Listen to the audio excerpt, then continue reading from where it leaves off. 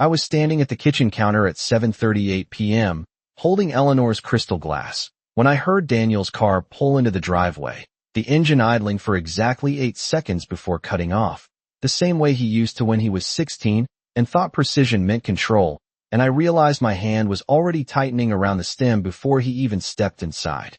The house smelled like roasted garlic and red wine, faint but still there, and the overhead lights cast that soft amber glow Eleanor had insisted on installing back in 2012, the kind that made everything feel warmer than it actually was, even now.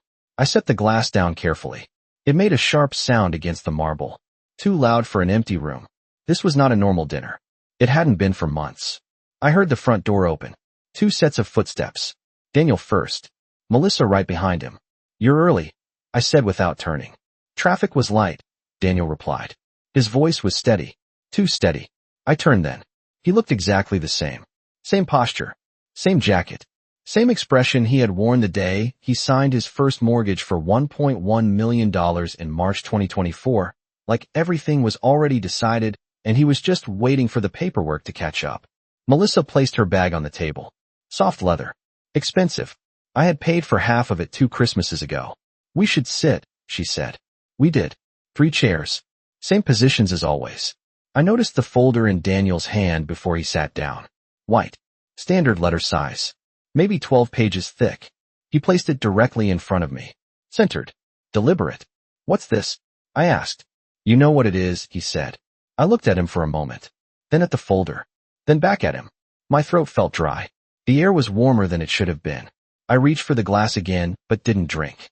"Open it," Melissa said. I did. Bank statements. Printouts. A summary page on top. Bold numbers. $300,000. I closed it halfway. Not all the way. Just enough. "Daniel," I said. "We talked about this." He leaned back slightly. Not relaxed. Calculated. "We didn't talk," he said. "You avoided it." I felt something shift in my chest. Not sharp. Not sudden. Just a quiet movement. Like a lock turning. This was wrong. He had never spoken to me like this before. Not in 34 years.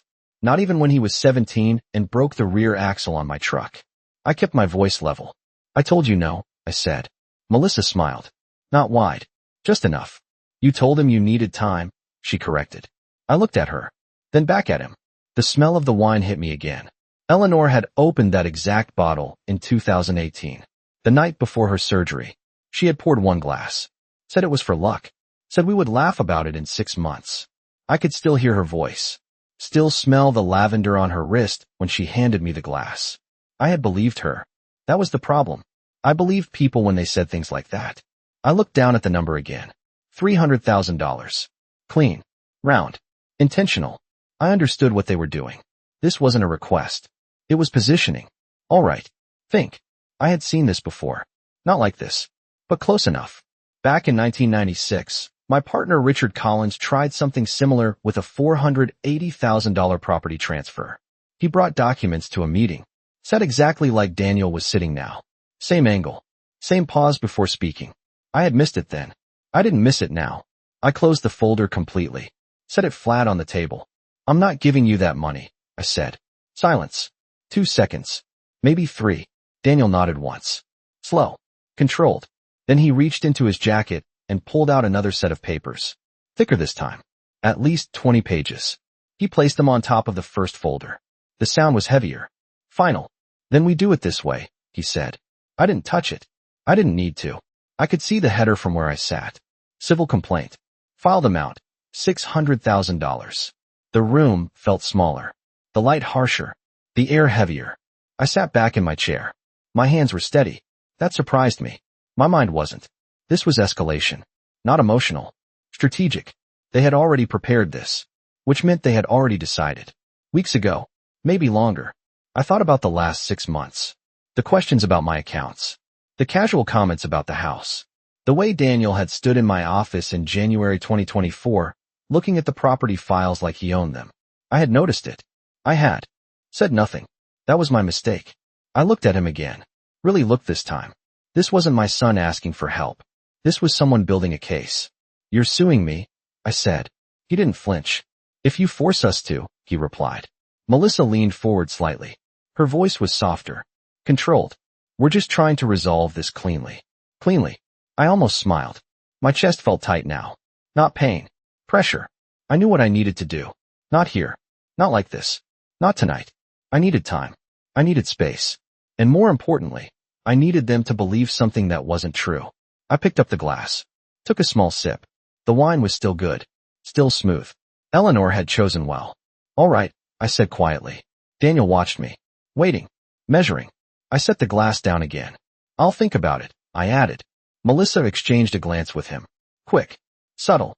But I saw it. That look meant they thought they were winning. That was fine. Let them. I stood up slowly. My chair scraped against the floor. The sound echoed longer than it should have. I walked toward the hallway. Toward the coat rack. I could feel their eyes on my back. Counting my steps. Measuring my reaction. I reached for my jacket. The fabric felt colder than the room. I slipped it on. Turned back once. Daniel hadn't moved. Melissa hadn't either. Both of them still sitting there. Still waiting. Still certain. I held that image for a moment. Then I nodded once. Just once. Enough to confirm their version of the story. Then I walked toward the door. My hand was on the handle when Daniel spoke again, his voice sharper this time. Just enough to cut through everything else in the room. If you walk out now, we file the lawsuit at 9 a.m. tomorrow. I stepped outside into the night air at 7:52 p.m., the door closing behind me with a soft click that sounded louder than it should have. And for a moment, I just stood there on the front steps, feeling the cold settle into my hands as if it had been waiting for me. The driveway lights were still on. Daniel's car sat exactly 10 feet away. Engine off now. Silent. The street beyond was quiet. No traffic. No movement. Just the faint hum of a transformer somewhere down the block. I walked to my car slowly. My shoes scraped against the concrete. Each step felt measured. Controlled. I unlocked the door. The interior smelled faintly of leather and old paper. Familiar. Safe in a way the house no longer was. I sat down and closed the door. The silence inside the car was different. Thicker. I placed both hands on the steering wheel. Cold. Smooth. I did not start the engine right away. I needed a moment. Just one. This was not about emotion. Not anymore. This was structure. Sequence. Response. They had made their move. That much was clear. But the timing told me something else. They believed I had nothing prepared. They believed I would react. They believed wrong. I exhaled slowly. No sound. No rush. Just air leaving my lungs. I turned the key. The engine came alive at 7:54 p.m. The dashboard lit up. Familiar numbers. Speedometer. Fuel gauge. Everything in its place. I pulled out of the driveway without looking back. Not yet. The streetlights passed one by one. Pools of light. Then darkness. Then light again. I drove 2 blocks. Turned right. Then left. No destination at first. Just movement. I needed distance. Physical distance. Emotional distance would follow. The radio was off. I kept it that way. I did not want noise. I wanted clarity. I thought about what had just happened. Not the words. The structure behind them. The folder. The second set of papers. The timing. That lawsuit was already drafted. Filed or ready to be filed. Which meant they had spent weeks preparing it. Maybe months. Which meant this was not a reaction. It was a plan. I had seen plans like this before. Back in 2003, when I worked with Margaret Ellis on a commercial acquisition in Phoenix, she had taught me something I never forgot. She said timing reveals intent more clearly than language. I remember the heat that day. 104 degrees. The air smelled like asphalt and dust. She stood in front of a half-finished building and pointed at a contract. Said nothing for a full 10 seconds. Then she said, "If they move this fast, they think you are already behind." I had asked her what to do. She smiled. Said, "Then you make sure they are." I had used that lesson exactly twice in my career. Both times it worked. This would be the third. I stopped at a red light at 8:01 p.m. The intersection was empty. For directions. No cars. No pedestrians. The light reflected off the windshield. A dull red glow. I watched it change. Red to green. 3 seconds. I moved forward. I needed to think about sequence. Step 1. Confirm what they filed. Step 2. Confirm what they thought I had. Step 3. Remove anything they could touch. I already knew step 3 was done. 26 days ago. That part was secure. What I did not know yet was how aggressive they planned to be in the next 12 hours. The 9 a.m. deadline Daniel mentioned was not arbitrary. It meant something was already scheduled. A filing. A motion. Something procedural. I drove another mile. Turned into a parking lot. A small bank branch. Closed now. Lights still on inside. Fluorescent. Harsh. The building looked different at night. Less welcoming. More clinical. I parked under a light. Engine still running. I checked the time.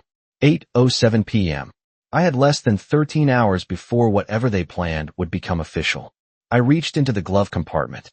My fingers found the envelope immediately. Thick. Sealed. I did not open it. Not yet. I already knew what was inside. Account numbers. Transfer confirmations. Documents dated exactly 26 days earlier. I placed it on the passenger seat. I needed to move carefully now. Not fast. Not reactive. Precise. This was no longer about whether they filed. It was about what would happen when they did. I picked up my phone. The screen lit up. 8:09 p.m. No new messages. No missed calls. That told me something. They were waiting. They expected me to call. To argue. To negotiate. I would not do that. Not tonight. I lowered the phone. Set it face down. I looked at the bank building again. The glass reflected my car. A still image.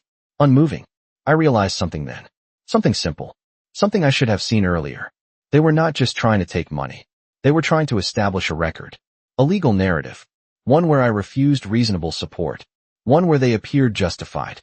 That was the real move. Not the $300,000. Not even the $600,000. It was the positioning. The story they would tell in court. I nodded once. That changed things. That meant my response could not just be financial. It had to be structural. Legal. Documented. I reached for the phone again. This time I unlocked it. Scrolled through my contacts. Found the name I needed. Jonathan Hale. I did not call yet. Not until I confirmed one thing. I opened the email app. Refreshed once. Nothing. Then again. At 8:11 p.m., a new notification appeared. Sender, Carter Legal Group. Subject line, Notice of Filing. Case number 48291. Amount, $600,000. Scheduled submission time, 9 a.m. Eastern Standard Time.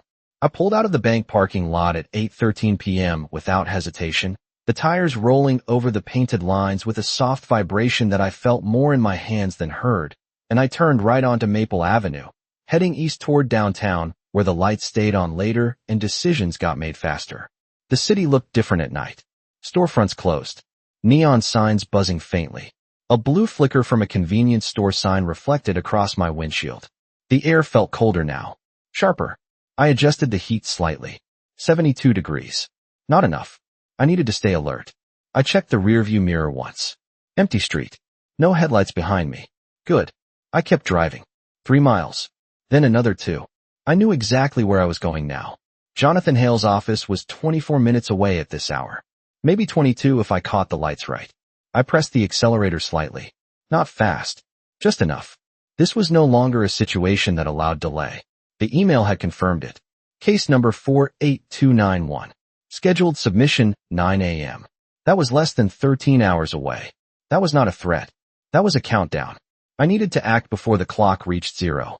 I picked up my phone at 8:16 p.m. and tapped his name. It rang twice. Then a click. William, Jonathan said. His voice was calm. Steady. Exactly what I needed. You saw it? I asked. I did, he replied. 600,000. They filed electronically. It will be active at 9. I nodded, even though he could not see me. I want it contained before then, I said. There was a brief pause. Not long. Maybe 1 second. Enough to register seriousness. You have documents? He asked. Yes, I said. Dated 26 days ago. Amount, he asked.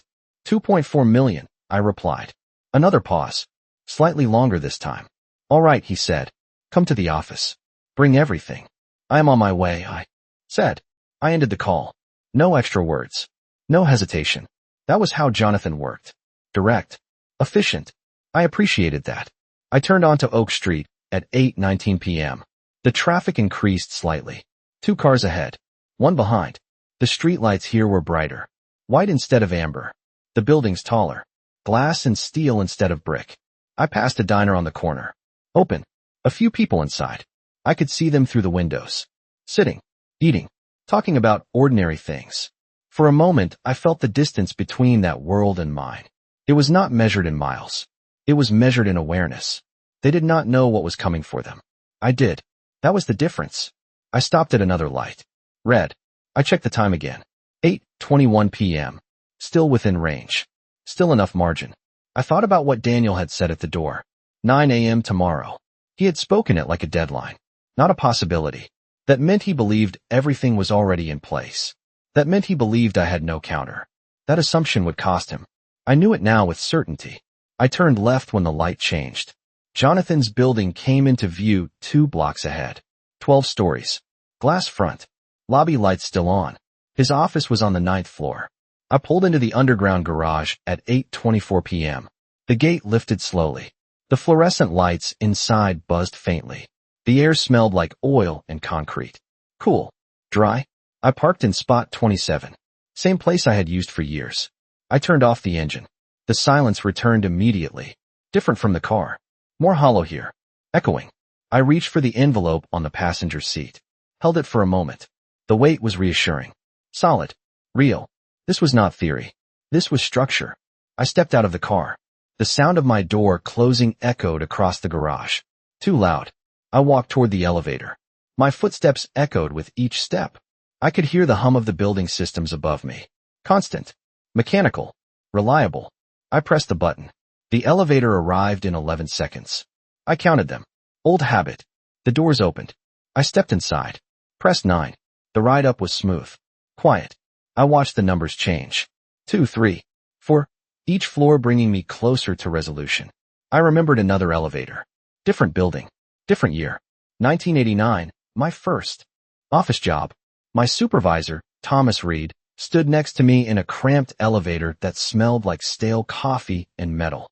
He had looked at me and said, "When you walk into a negotiation, you either control the numbers or the numbers control you." I had asked him how to know which one it would be. He smiled slightly. Said, "You will know by who walks in first." I understood that lesson fully now. Tonight, I was walking in first. The doors opened at the 9th floor. The hallway lights were dimmer here. Warmer. Carpeted floor. Soft under my shoes. Jonathan's office was at the end of the hall. Door closed. Light visible underneath. Good. He was still here. I approached the door. Paused for a second. My hand hovered over the handle. This was the moment. The shift from reaction to execution. No hesitation now. No second guessing. I opened the door and stepped inside without knocking.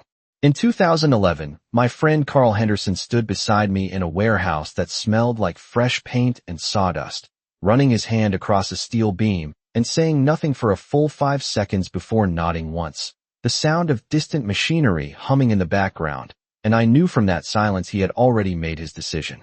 I stepped fully into Jonathan's office at 8:27 p.m., the door closing behind me with a soft click, and the room felt warmer than the hallway. Almost 10 degrees warmer, with a faint scent of coffee and paper that had been handled too often. The desk lamp cast a narrow circle of light across a stack of documents. Everything else sat in shadow. Jonathan did not stand. He looked up once. That was enough. "You brought it," he said. I walked forward and placed the envelope on his desk. "All of it," I replied. He opened it immediately. No hesitation. No ceremony. His fingers moved quickly. Page by page. Quiet. Efficient. The only sound in the room was paper sliding against paper. I stood there. Still. Watching. The clock on the wall read 8:29 p.m. I could hear the faint ticking. Each second mattered now. "This transfer," Jonathan said, tapping one page, dated 26 days ago. "Yes," I said. "Amount?" he asked. 2.4 million, I replied. He nodded once. "Small. Controlled." "And the property?" he asked. 950,000, I said. "Transferred to the LLC." He leaned back slightly. Exhaled once. Not relief. Calculation. "Good," he said. I felt something shift inside me. Not relief either. Recognition. This was moving in the right direction. But not fast enough yet. I looked around the office. The light was too focused. Too narrow. The corners of the room were darker than they should be. The air felt still. No movement. No distraction. Just work.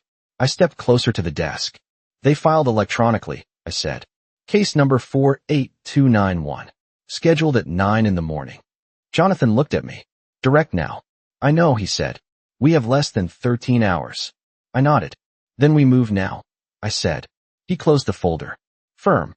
Decisive. "We already are," he replied. I watched him reach for his phone. He dialed without looking at the screen. Muscle memory. Evelyn, he said when the line connected. I need the Carter Trust documents filed tonight. Yes.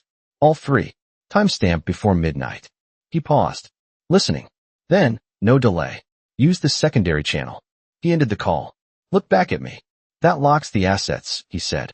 Before their filing activates. I felt the pressure in my chest ease slightly. Not gone. Just shifted. This was structure now, not reaction. I moved to the chair across from his desk and sat down. The leather felt cool. Smooth. The kind of chair that forced you to sit upright. No slouching. No comfort. Just posture. I needed that. I needed control. I thought about Daniel again. 34 years. That was how long I had known him before this started. Every birthday. Every school event. Every decision. And now this. This calculated move. It did not begin tonight. It began 18 months ago. March 2024. When he lost $220,000 in that investment. I remember the call. His voice tight. Controlled. Saying it was temporary. Saying he could recover. He could not. That was the moment. The shift. Not toward money. Toward control. He wanted more than cash. He wanted position. Authority. The ability to decide what happened to everything I had built. I see it clearly now. He was not asking for help. He was restructuring power. I should have recognized it earlier. But recognition does not matter if you act too late. I did not act too late. That was the difference.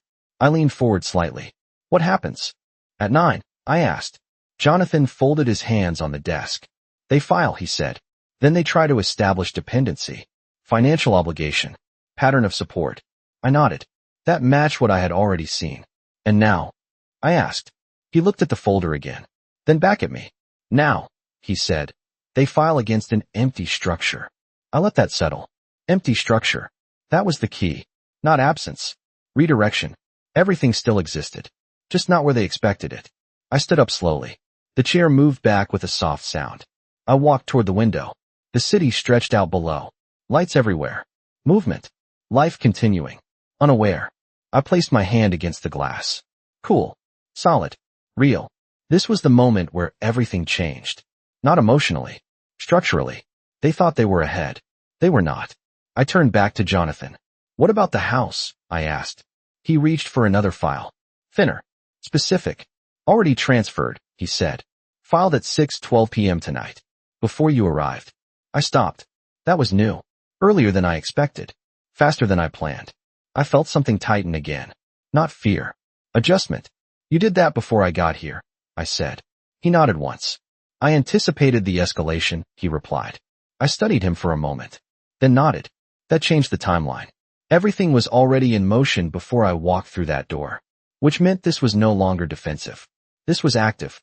I understood now. Fully. I walked back to the desk. Picked up the envelope again. Lighter now. Different. Not just paper. Leverage. I placed it back down. Flat. Centered. Exactly where Daniel had placed his folder earlier. The symmetry was not lost on me. I looked at Jonathan one last time. Then we finish it, I said. He did not respond immediately. He reached into his drawer, pulled out a single document, placed it in front of me, turned it so I could read it. I looked down. Title line. Clear. Direct. Irrevocable trust amendment. Effective immediately. I picked up the pen. It felt heavier than it should have. I did not hesitate. I signed my name in one continuous motion.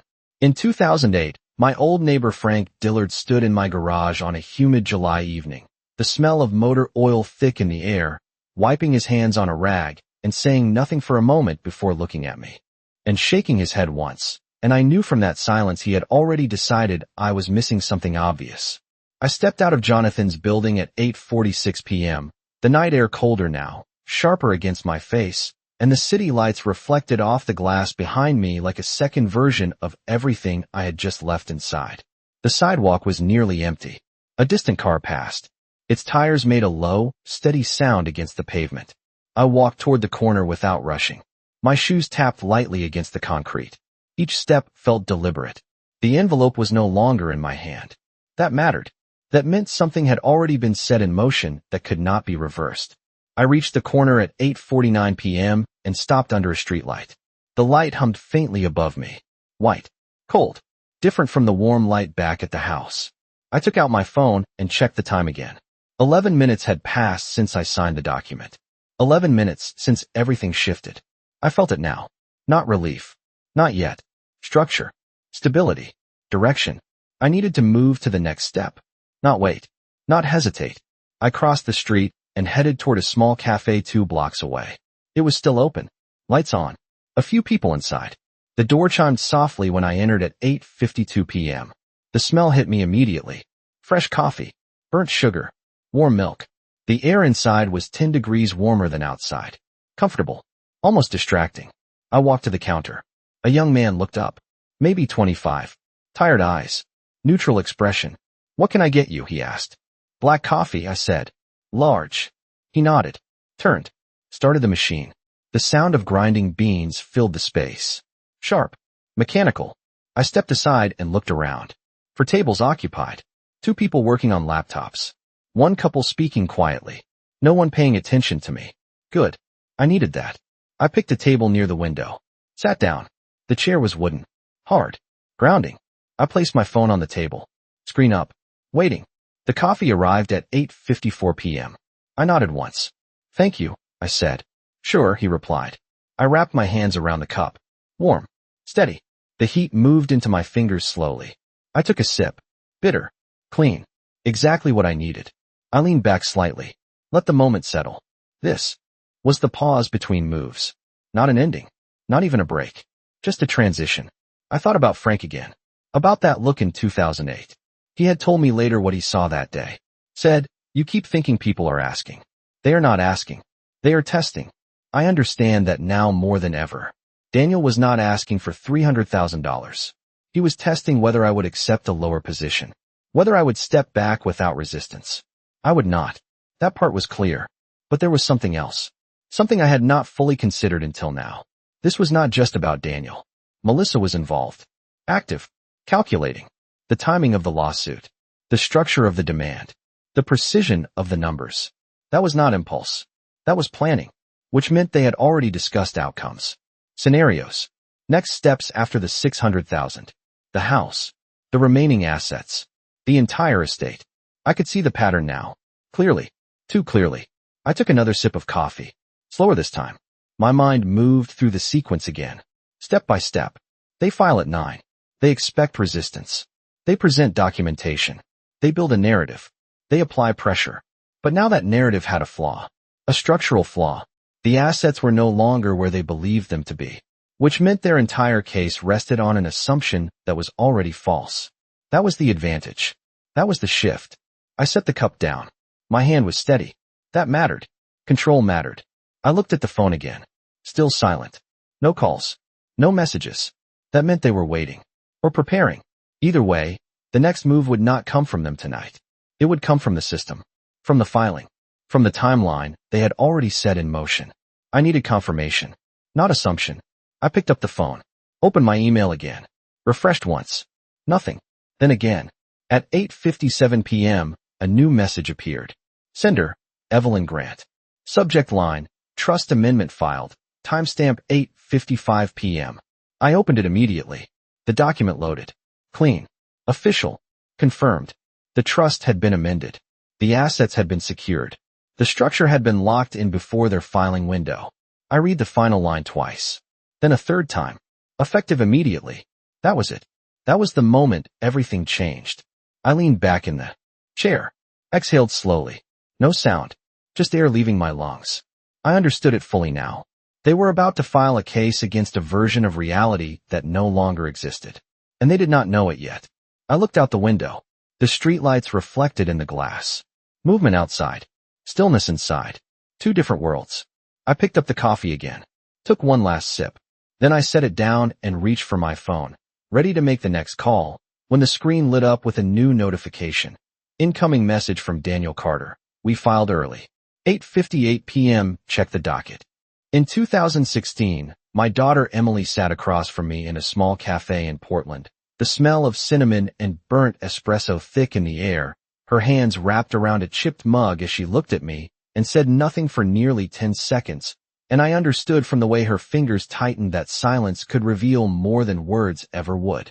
I left the cafe at 9:01 p.m. without finishing the coffee. the bell above the door ringing sharply behind me, and stepped back onto the sidewalk where the air had turned colder, cutting through my jacket as if the temperature had dropped another 5 degrees. The street felt different now. Faster. Tighter. I walked quickly toward my car, parked 2 blocks away under a flickering streetlight that buzzed faintly overhead. My shoes struck the pavement in steady rhythm. I could hear my own breathing now. Controlled. Even. I reached the car at 9:04 p.m. and stopped. Something was off. Not the car. The timing. The message Daniel sent. We filed early. 8:58 p.m. That was not just confidence. That was urgency.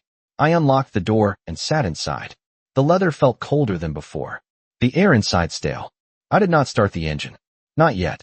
I needed to confirm something else first. I reached for the phone. Scrolled to Daniel's name. Did not call. Instead, I opened the location tracker. A feature I had set up years ago when he borrowed the car for long trips. Still active. His phone was not at the house. It was 3 miles west. Office district. I frowned slightly. That mattered.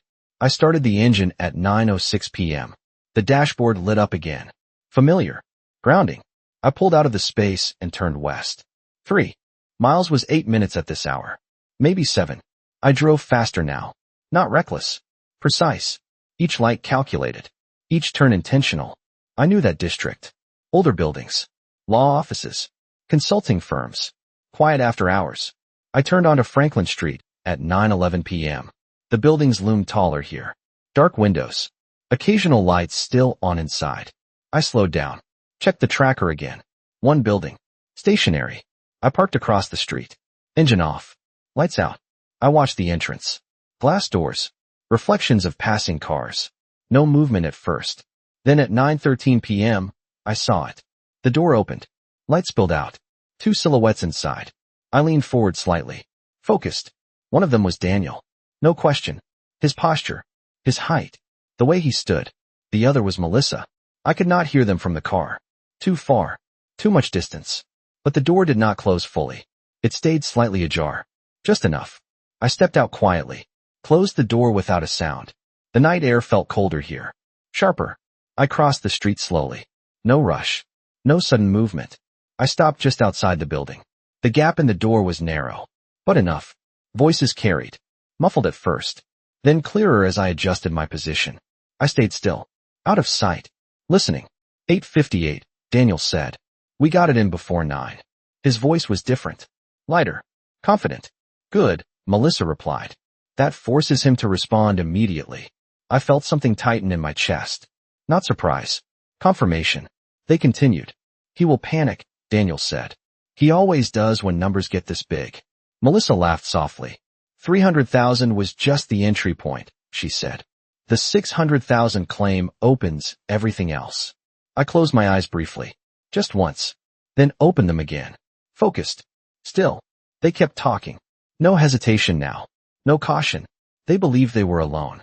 Once we establish dependency, the court can review the full estate, Daniel said. That is over 2 million. Maybe closer to 3. My grip tightened slightly. Not enough to move. Just enough to feel it. Melissa's voice dropped lower. More precise. And the house, she said. 950,000. That is the real target.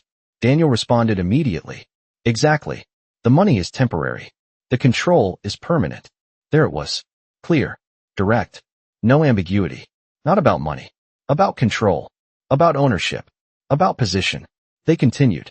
He does not even know how exposed he is, Daniel said. We structured this for 18 months. Every step. Melissa added. After the March 2024 loss, you had no choice. That 220,000 had to be recovered somehow. Daniel laughed quietly. Recovered and multiplied, he said. 600,000 now. The rest later. I felt it then. A brief collapse inside me. A hollow drop. Not physical. Not visible. Just a moment where everything narrowed to a single point. This is my son. This is what he believes. This is what he planned. I stood there for 1 second longer. Maybe 2. Then I stepped back from the door. Slowly. Quietly. No sound. No movement that would draw attention. I turned away. Walked back toward my car. Each step steady. Controlled. The air felt colder now. The street darker. But my mind was clear. Completely clear. There was no confusion left. No doubt. No hesitation. I reached the car at 9:17 p.m., opened the door, sat down, closed it softly. I placed both hands on the steering wheel again. Same position as before, same grip, but everything had changed. I knew exactly what they wanted. I knew exactly how they planned to get it, and I knew exactly how to stop them. I picked up my phone, scrolled to Jonathan Hale, pressed call, waited one ring, then spoke before he could finish his greeting. File everything now, I said, and I ended the call before he could respond. In 1998, my colleague Stephen Morales stood beside me in a conference room that smelled like dry markers and stale carpet, flipping through a contract under harsh fluorescent lights, and he tapped one clause twice with his pen before saying quietly that the smallest line often carried the largest consequence. I drove away from the curb at 9:19 p.m., turning onto Franklin Street again, but this time I did not head back toward the cafe or Jonathan's office. I headed straight toward Daniel's house, 5 miles east, where the lights would still be on and the certainty would still be intact. The city blurred slightly as I moved faster. Not reckless, controlled. Each turn precise.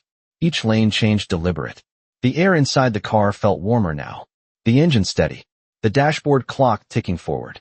9:22 p.m. Then 9:25 p.m. I could feel the momentum building.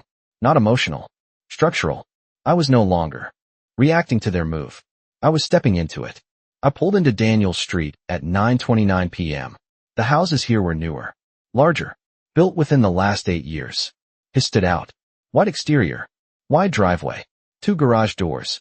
The one he bought after March 2024, after the $220,000 loss he never recovered from. The lights inside were still on, bright, confident. I parked across the street, engine off. The neighborhood was quiet. No traffic, no movement, just the faint hum of distant air conditioning units and the occasional flicker of a porch light switching on somewhere down the block. I stepped out of the car. The air felt still, cooler than downtown. I walked across the street slowly, my shoes pressed against the pavement with a steady rhythm. I reached the front door at 9:31 p.m. and paused. Just once. Not hesitation. Alignment. I knocked. 3 times. Firm. Measured. I could hear movement inside almost immediately. Footsteps. Quick. Then slower as they approached the door. The handle turned. The door opened. Daniel stood there. His expression shifted the moment he saw me. Surprise first. Then calculation. Melissa appeared behind him seconds later. You came back, Daniel said. Yes, I replied. I stepped inside without waiting. The house smelled faintly of fresh paint and new wood. Still recent. Still unfinished in ways that only I would notice. The lighting was brighter than necessary. Overhead fixtures all on. No shadows. No subtlety. I walked into the living room. Sat down without asking. The couch was firm. Expensive. I recognized the brand. He could not afford it without leverage. I looked at him. Direct. You filed at 8:58, I said. He nodded. We did, he replied. Melissa crossed her arms. You left us no choice, she said. I held her gaze for a moment, then returned to him. 600,000, I said. That is your number. He stepped forward slightly. It is what you owe, he said. I tilted my head just enough. Based on what? I asked. He did not hesitate. Years of support. Financial dependency. Pattern of obligation, he said. The words came out too clean. Rehearsed. I nodded once. And after that, I said, what happens next? Melissa answered this time. We stabilize everything, she said. We make sure the estate is managed properly. I felt the shift again. Clear. Confirmed.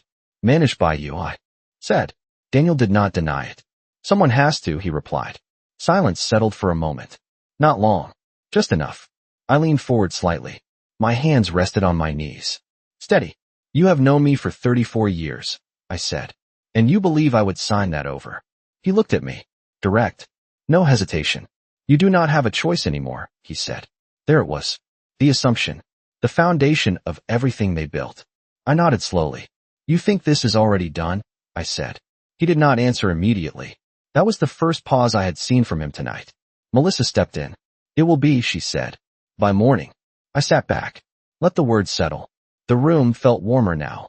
Or maybe I just felt it more. I looked around once. The furniture. The layout. The details. Everything pointed to one conclusion. They had already built their future inside this house.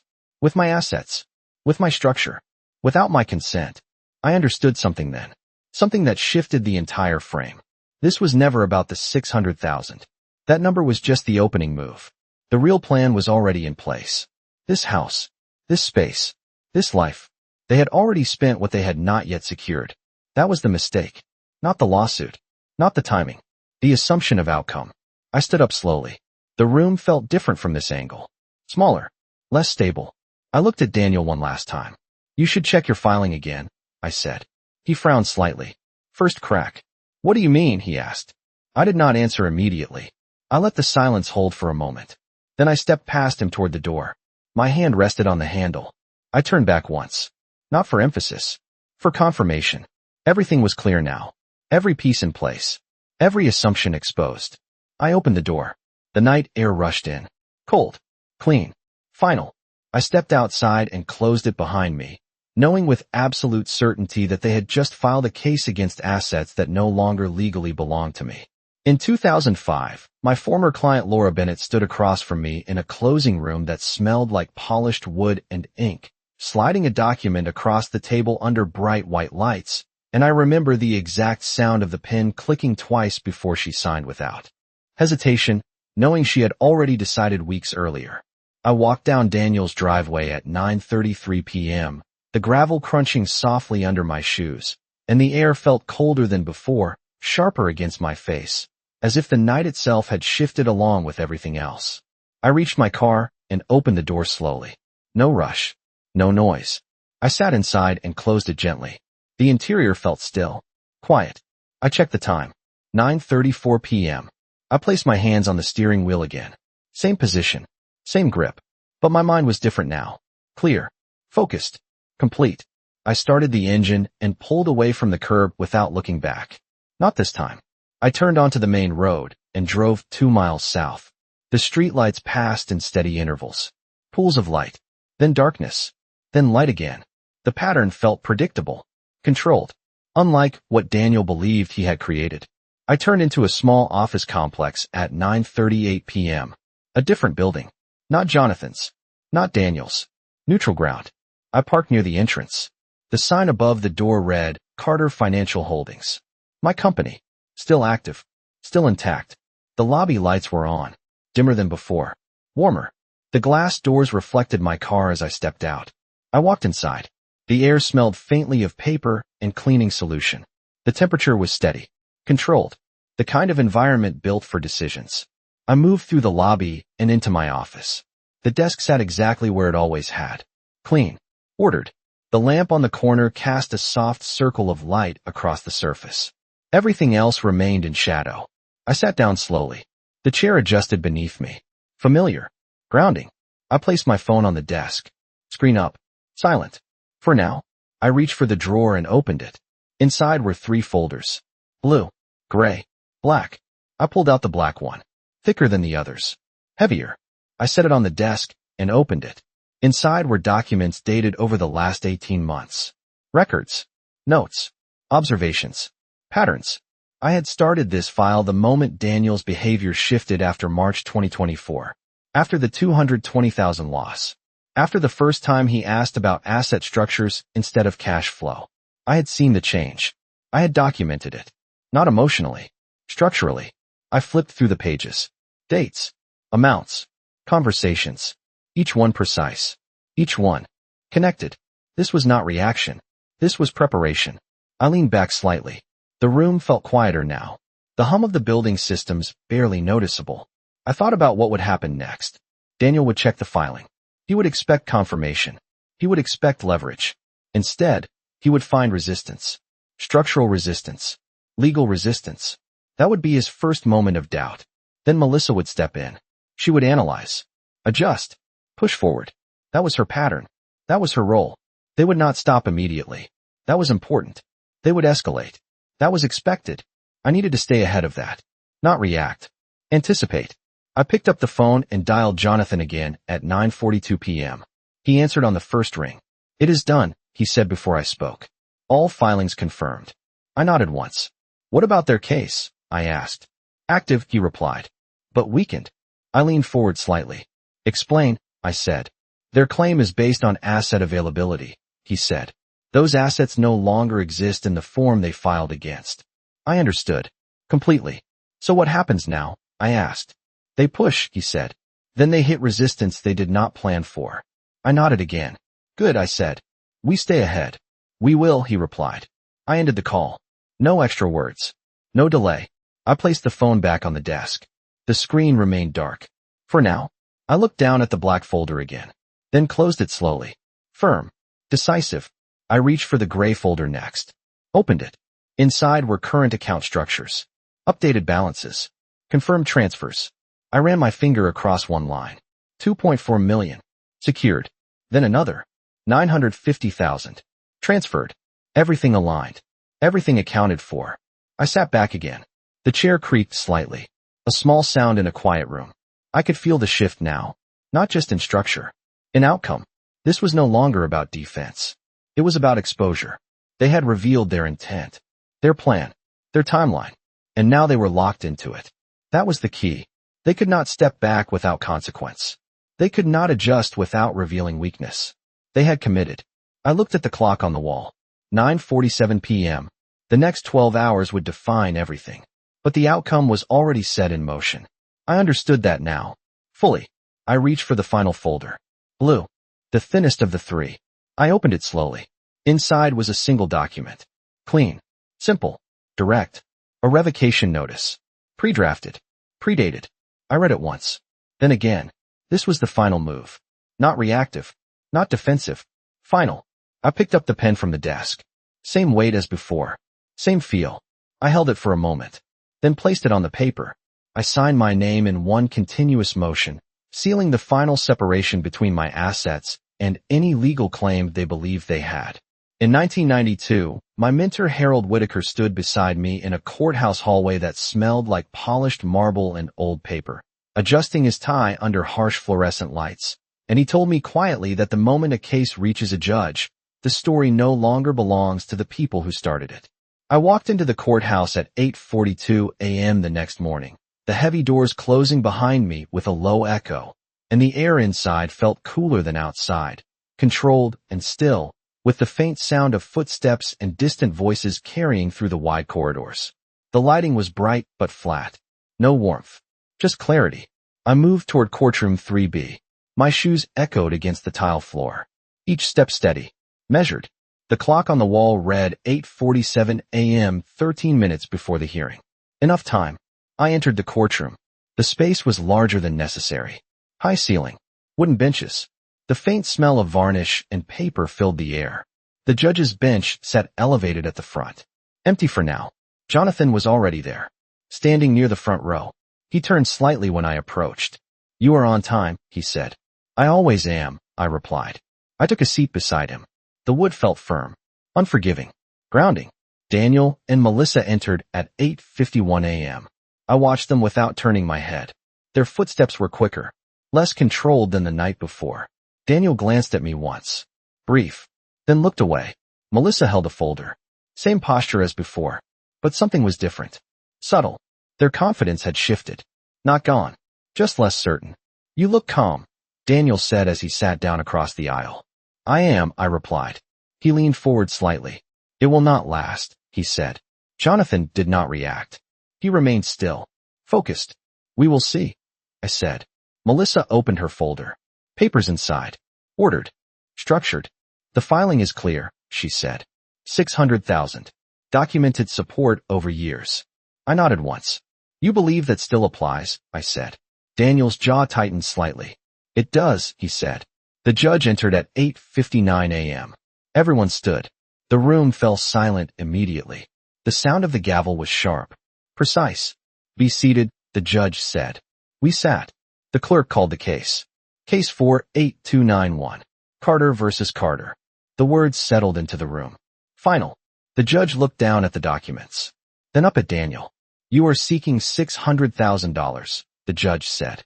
Yes, Your Honor, Daniel replied. His voice was steady, controlled, based on financial dependency and prior support. The judge continued. Correct, Melissa said. The judge nodded slightly, then turned his attention to Jonathan. Response, he said. Jonathan stood, smooth, unhurried. Your Honor, he said. The claim is based on assets that no longer exist in the form presented. The judge paused, looked back down at the documents, then at me. Explain, he said. Jonathan stepped forward slightly. All relevant assets totaling $2.4 million were transferred into an irrevocable trust 26 days prior to filing, he said. Additionally, the property valued at $950,000 was transferred into a separate legal entity at 6:12 p.m. yesterday. The room shifted. Not visibly, but I felt it. Daniel's posture changed. Slightly. Melissa's grip on the folder tightened. That is not possible, Daniel said. The judge raised a hand. Silence returned immediately. Documentation, the judge said. Jonathan handed over the file. Clean. Complete. Verified. The judge reviewed it. Slowly. Methodically. The clock on the wall moved from 9:03 a.m. to 9:07 a.m. Each second stretched. The room remained silent. No movement. No sound except the turning of pages. I watched Daniel. His expression changed. First confusion. Then calculation. Then something else. Recognition. Melissa leaned toward him. Whispered something. I could not hear it. Did not need to. The judge looked up at 9:09 a.m. His expression was neutral. Controlled. The claim is filed, he said, does not align with the current asset structure. Daniel shifted in his seat. Your Honor, the intent, he began. The judge raised his hand again. Intent is not structure, he said. Silence. Final. Jonathan remained standing. Still. Based on the documentation presented, the judge continued. The court cannot proceed on the current claim. Melissa spoke quickly. We request time to amend, she said. The judge considered this. Briefly. You may file an amended claim, he said. But this filing is dismissed as presented. The gavel struck once. Sharp. Decisive. The sound echoed across the room. It was over. Not the entire case. But this move. This structure. This moment. Daniel sat back slowly. His shoulders lowered slightly. Not defeat. Not yet. But something had shifted. Permanently. I stood up. The bench felt lighter as I moved away from it. The air in the room felt different now. Less tense. More defined. Jonathan gathered the documents. Efficient. Controlled. This is not finished, Daniel said as I passed him. No, I replied. It is not. I walked toward the exit. The doors ahead. The hallway beyond. The same smell of marble and paper waiting outside. I pushed the door open. The sound echoed softly behind me. I stepped into the hallway. The light felt brighter here. Clearer. I paused for 1 second. Just one. Then continued walking. And in that moment, I realized the case was never about whether they could take $600,000. It was about proving they believed they were already entitled to everything I had built. And that belief had just been exposed in front of the one place where it mattered most. In 2019, my sister Margaret stood beside me on a quiet beach in Santa Monica, the smell of salt and sunscreen carried by a slow evening breeze, and she looked at the horizon for nearly 15 seconds before saying that some things only make sense once they are already behind you. I left the courthouse at 9:18 a.m. and drove 22 miles west without stopping. The city faded behind me. Buildings gave way to open sky. I parked near the edge of the water at 9:47 a.m. The ocean stretched out in front of me. Gray-blue. Endless. The air smelled like salt and damp wood. The wind moved steadily. Not strong. Just constant. I stepped out of the car and walked toward the sand. My shoes sank slightly with each step. The sound of waves filled the space. Rhythmic. Predictable. I stopped about 30 feet from the waterline. Close enough to feel the mist. Far enough to stay dry. The temperature felt cooler here. Maybe 68 degrees. The kind of air that clears your head without asking permission. I stood there for a moment, hands at my sides. No phone, no documents, no numbers in front of me. Just space, just distance. I thought about the last 24 hours. Every step, every decision, every word spoken and not spoken. It all led here. Not to victory, not to loss, to clarity. That was the difference. I understood now that the numbers were never the real conflict. Not 300,000. Not 600,000. Not even 2.4 million. Those were just tools. Indicators. The real conflict was control. Who defines reality? Who decides what belongs to whom? Who assumes authority without being given it? I watched the waves move in and out. The pattern never changed. Only the shape of each wave. I took a slow breath. The air felt clean, sharp, honest. I could still hear Daniel's voice in my head. The certainty, the assumption, the belief that structure alone would give him ownership. It would not. Structure without understanding collapses under its own weight. I turned slightly and looked back at the car. It sat alone in the small parking area. Quiet. Still. No movement around it. I walked back slowly. My steps left shallow marks in the sand. Temporary. Already fading as the wind moved across them. I reached the car and opened the door. The interior felt warmer now. Enclosed. Controlled again. I sat down but did not start the engine. Not yet. I needed one more moment. Just one. I placed my hands on the steering wheel. Same position as before. But lighter now. Less tension. Less weight. I thought about Daniel again. 34 years. That does not disappear in one case. In one decision. In one courtroom. It changes. It shifts. But it does not vanish. That was something I had to accept. Not forgive. Not resolve. Just accept. I picked up my phone at 9:52 a.m. The screen lit up. 2 missed calls. One from Daniel. One from Melissa. I did not return them. Not immediately. Not today. That was another decision. Not avoidance. Timing. Everything has a time. Today was not for conversation. Today was for distance. I placed the phone back down. Screen facing up. Silent. I started the engine at 9:54 a.m. The sound was steady. Familiar. I adjusted the mirror once. Checked the road behind me. Empty. I shifted into drive. But I did not move yet. Not for a few seconds. I looked out at the ocean one last time. Then forward again. The road ahead was clear. No traffic. No obstacles. Just direction. I knew what came next. Not in detail. Not in steps. But in principle. I would rebuild the structure. Maintain the separation. Redefine the boundaries. Not just legally. Personally. That was the part that mattered now. The legal battle had revealed something deeper. Something structural inside the relationship itself. I understood that clearly. I pressed the accelerator slowly. The car moved forward. Smooth. Controlled. No rush. No hesitation. Just motion. And as I drove away from the water and back toward the city, I realized something I had not fully seen before. People do not take what you have because they need it. They take it because they believe they are entitled to it. Control is never given quietly. It is assumed loudly.